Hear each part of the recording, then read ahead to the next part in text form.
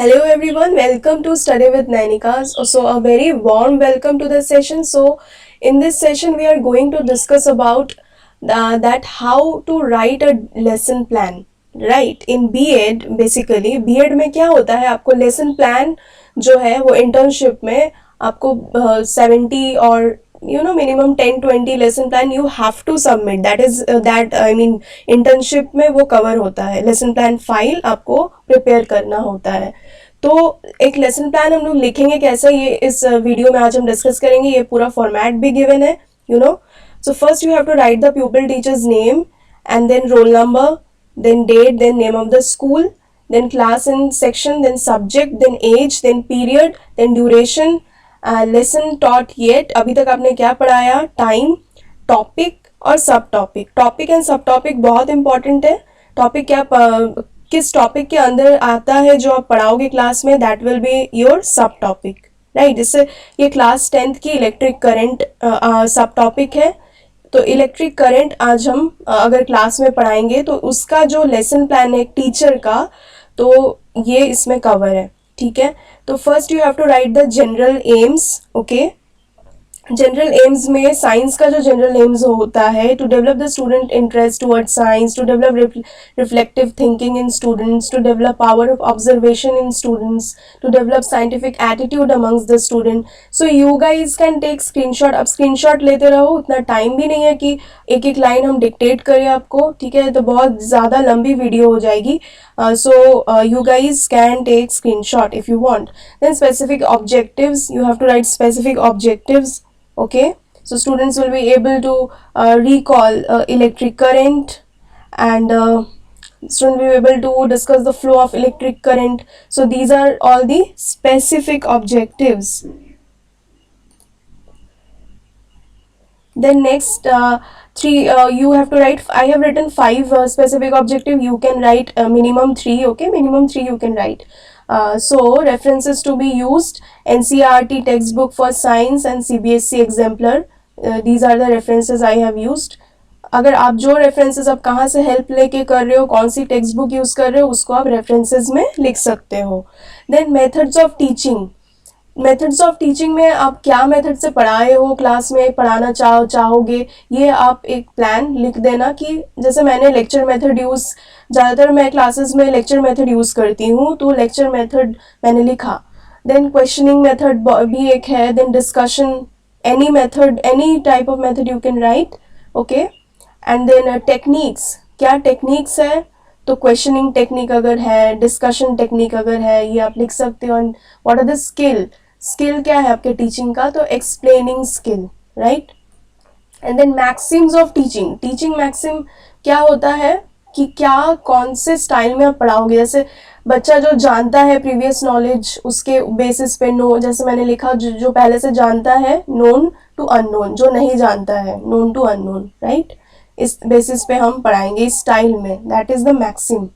And then teaching aids to be used. Whatever जो सहायक सामग्री, शिक्षा सहायक सामग्री जो होती है, जैसे चार्ट दिखाया क्लास में, मॉडल दिखाया, ये सब. ठीक है, teaching aids to be used में you can right.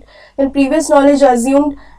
Students should have basic knowledge about the electric current and the flow of cells. ठीक है, and then introduction में you have to write question.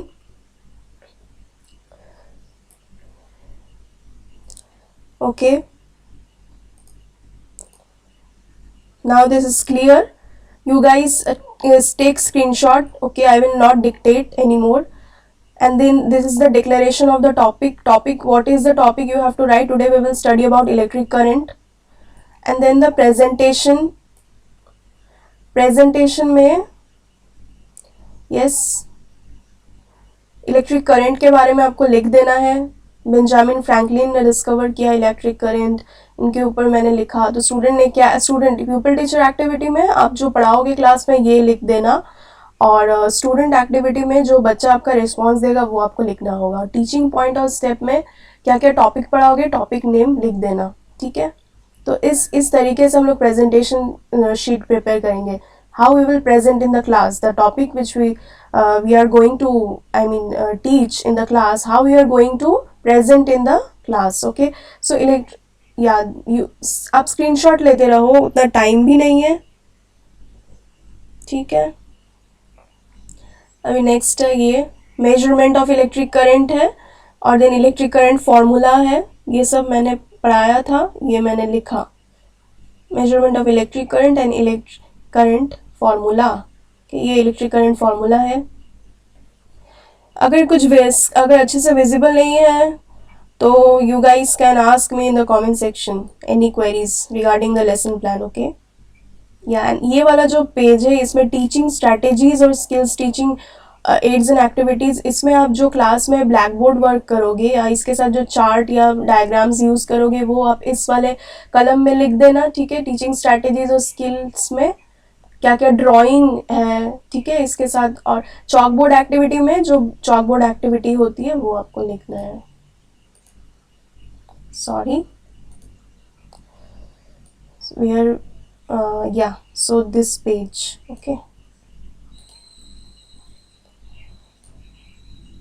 yes, this page, teaching strategies and chalkboard activity, take screenshot and then again recapitulation, okay।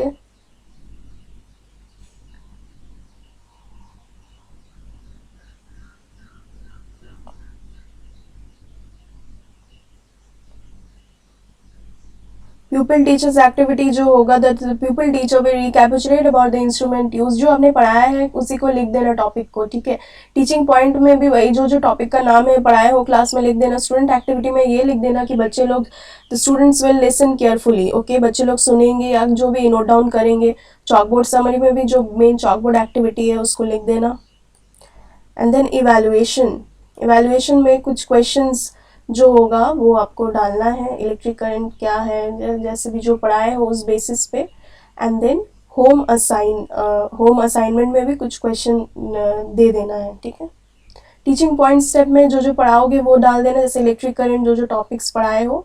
और students activity में बच्चे सुनेंगे या answer देंगे, जो ये आप खाली छोड़ना, क्योंकि ये तो बच्चे आंसर देंगे, ये तो हम नहीं लिखेंगे यहाँ पे, ठीक है। बच्चा का एक आंसर वैरी करेगा, तो जो भी ये आपको छोड़ देना है स्टूडेंट्स एक्टिविटी, ये बच्चों का है। Chalkboard summary and then home assignment में कुछ क्वेश्चंस है, उसका रिलेटेड एनसीईआरटी में मिल जाएगा, एग्जाम्पलर देखिएगा, ठीक है। एंड देन इस तरह से आप एक लेसन प्लान लिखोगे। सो आई होप द फॉर्मेट आपको समझ में आ गया है, एंड आई होप हेल्प भी हुआ होगा, क्लियर है सब कुछ। So thank you, take care and stay tuned.